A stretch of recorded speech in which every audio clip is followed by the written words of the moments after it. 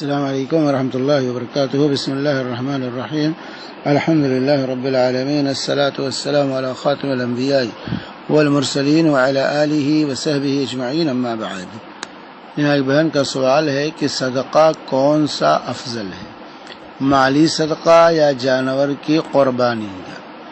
ان دونوں صدقات میں کیا فرق ہے؟ کیا اگر جانور کا صدقہ دینے کی نظر مانی ہوئی ہو تو جانور ہی صدقہ کرنا لازم ہوگا، یا اس کی مالیت کی رقم بھی صدقہ کرنے سے نظر پوری ہو جائے گی؟ دیکھیے، صدقہ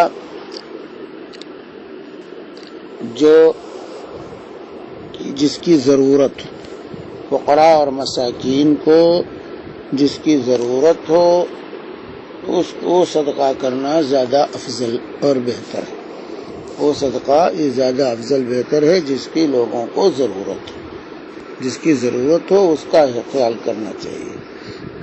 اور افضل صدقہ صدقہ جاریہ، ایسا صدقہ کریں جس کا اجر اور ثواب برابر جاری رہے، وہ سب سے افضل ہے صدقہ جاریہ، جس کی طرف رسول پاک صلی اللہ علیہ وسلم نے ہماری رہنمائی کی ہے. جیسا کہ صحیح مسلم کی حدیث، اذا مات الانسان انقطع عنه عمله الا من ثلاث، صدقة جاریہ او علم ينتفع به او ولد صالح يدعو له.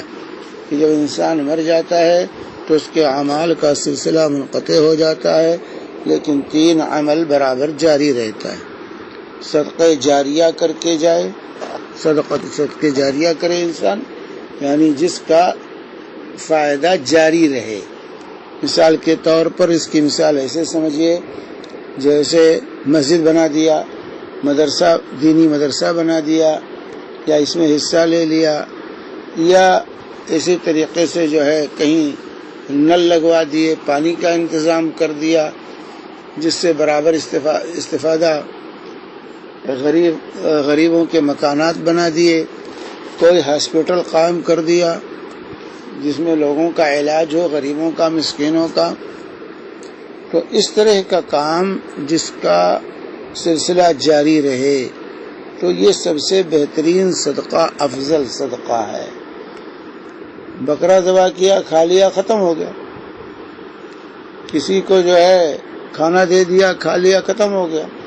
پیسہ دے دیا، خرچ کر لیا، ختم ہو گیا. لیکن ایسا صدقہ کہ جس سے سلسلہ اجر و ثواب کا، فائدے کا جاری رہے، تو اجر و ثواب کا سلسلہ بھی جاری. مرنے والا مر چکا ہوتا ہے لیکن ثواب کا سلسلہ جاری ہے جب تک اس سے لوگ استفادہ کرتے رہیں، جب سے فائدہ لوگوں کو پہنچتا رہے گا.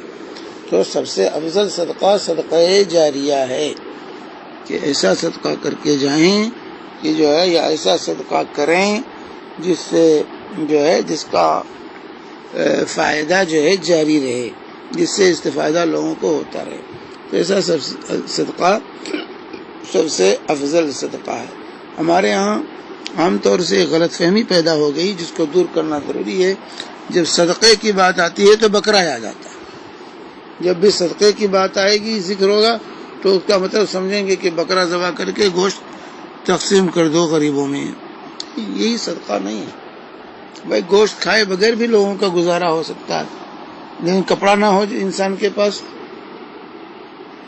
کھانے کے لیے اس کے پاس نہ ہو، جو ہے تو اس کے بچے کی تعلیم کا انتظام نہ ہو، تو ایسا صدقہ جس کی ضرورت ہے فقیر کو، وہ کرنا یہ افضل چیز ہوگی ایسی صورت میں. تو دیکھنا چاہیے صدقہ کرتے ہوئے صرف جانور کو ذبح کرنا ہی صدقہ نہیں ہے. وہ بھی صدقہ ہے لیکن صرف وہی صدقہ نہیں ہے جیسا کہ آج کل ہمارے ہاں، ہمارے ذہن و دماغ پر، ہمارے معاشرے میں سوار ہے. بلکہ جس کی ضرورت ہو فی الحال، وہ ضرورت کی تکمیل ہونی چاہیے، وہ افضل صدقہ مانا جائے گا، جو ہے وہ افضل صدقہ جو ہے مانا جائے گا.